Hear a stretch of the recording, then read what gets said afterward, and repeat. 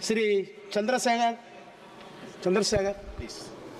धन्यवाद सभापति महोदय, आपने मुझे वित्तीय विधेयक पर बोलने का मौका दिया।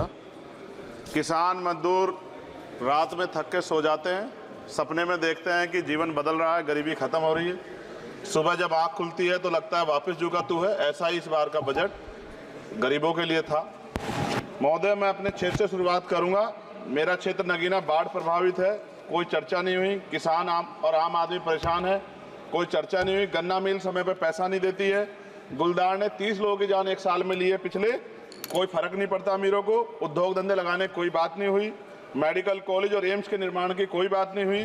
ग्रामीण क्षेत्रों में खेलों को बढ़ावा देना, स्पोर्ट कॉलेज की कोई बात नहीं हुई। महोदय, देश में भूमि सुधार किया जाए।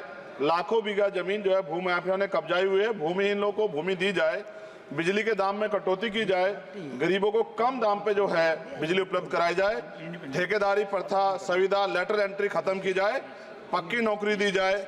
निजीकरण की वजह से सरकारी नौकरियां लगभग खत्म हो गई हैं। मेरी मांग है, और मैंने निजी विधेयक भी पेश किया था, कि निजी क्षेत्रों में SC ST की OBC के लोगों को आरक्षण की व्यवस्था कराई जाए और पुरानी पेंशन बहाल की जाए।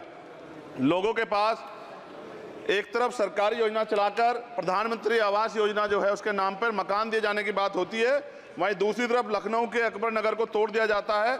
नवी मुंबई में के खार घर में What is his name? Patil. Patil is not Shankar. No, this is the caste. की जा This is caste man, Chandrasekhar. No, this Patil. Mike नहीं है सर, This one, बंद कर रहे हो sir? independent. This is independent. आ गया। धन्यवाद। हमारे लोग सर आर्थिक रूप से बड़े कमजोर हैं और 2 अप्रैल 2018 के मुकदमों के लिए कई बार सरकार से बात हुई, वापस नहीं हुई। उनको वापस करा जाए। भीमा को वकीलों को बहुत पैसे लगते हैं सर। भीमा कोरे गांव में 3000 लोगों पे मुकदमे हुए थे महाराष्ट्र में, वो वापस नहीं हुए। पुणे में दीक्षा भूमि जो हमारा गौरव है, उसका वहाँ पार्किंग बना के उसको अपमानित किया जा रहा है, इसको बंद कराया जाए। पेट्रोल पंप के जो डीलर्स मार्जिन है वो 2017 से नहीं बढ़ा सर, इसका असर ग्राहकों पे पड़ता है। इसका असर जो है पेट्रोल पंप के नेटवर्क सुचारू रूप से चलाने पे पड़ता है। डीजल मार्जिन की बढ़ोतरी ना होने से हजारों कर्मचारी, लाखों कर्मचारी जो वहाँ काम करते हैं उनके जीवन पर असर पड़ रहा है। सहारा का में 10 करोड़ जमाकर्ता का लाखों करोड़ों रुपए जमा है। कंपनी बंद हो जाने के कारण 10 लाख से ज्यादा एजेंट बेरोजगार हो रहे हैं, नौकरी कहीं है नहीं। भुगतान ना होने के कारण जमाकर्ताओं के द्वारा एजेंट पर जबरदस्ती भुगतान कराने का दबाव बनाया जा रहा है, जिसके कारण 5000 से ज्यादा एजेंटों ने आत्महत्या कर ली है।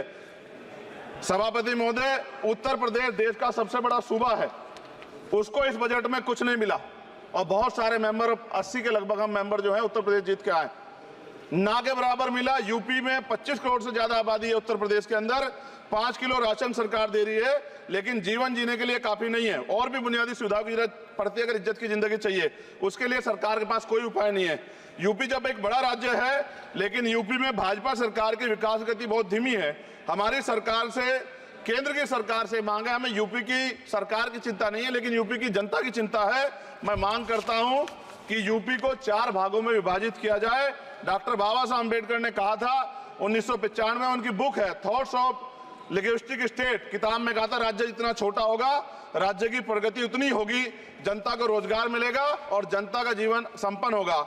मोदी, एक बात मुझे आपसे कहनी है, आपने भी ये विषय उठाया था जब आप अपनी बात रख रहे थे, शेड्यूल कास्ट के साथ जो धोखा किया गया सुप्रीम कोर्ट के जरिए, आप इस बात को इस तरह समझे। 1.5 साल पहले मैंने मांग की थी, अगर इतना हितैषी हमारे लोग होते तो जब EWF 10% दे सकते हैं तो 5% शेड्यूल कास्ट के उन जातियों को दिया जा सकता था, लेकिन दृढ़ संकल्प और इच्छा शक्ति नहीं है गरीबों के उत्थान की। साथ साथ OBC की जातियां, उनको भी दिया जा सकता था। ये जो हमारे साथ खेल किया गया है, ये खेल जो है इसमें बहुत गुस्सा है, सरकार को संज्ञान लेना चाहिए और सत्ता और विपक्ष दोनों जो है अपना स्टैंड क्लियर कर दें, क्योंकि दलित समाज, आदिवासी समाज इसको देख रहा है, वो भूलेगा नहीं। जो उनके गले काटने का काम करेगा उनको भूलेगा नहीं।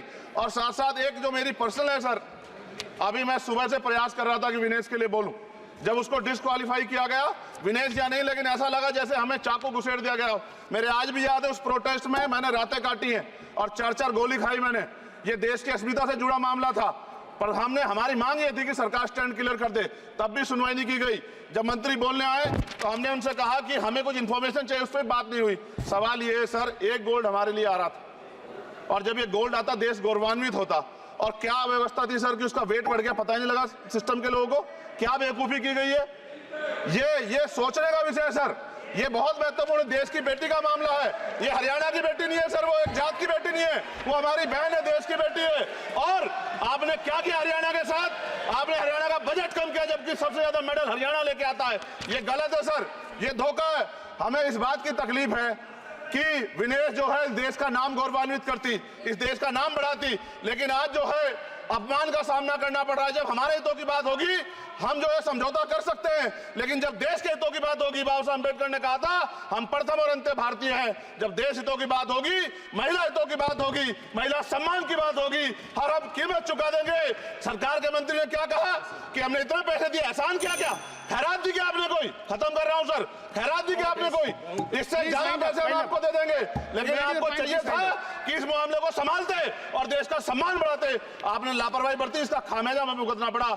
मैं आपसे आग्रह करूंगा कि जब वो बेटी देश लौटे सर, जब वो बेटी देश लौटे, रुक जाओ प्लीज वाइंड अप प्लीज। जब वो बेटी देश लौटे, मैं आपसे आग्रह करूंगा कि स्पीकर सर यहां बुला के उसका सम्मान करें।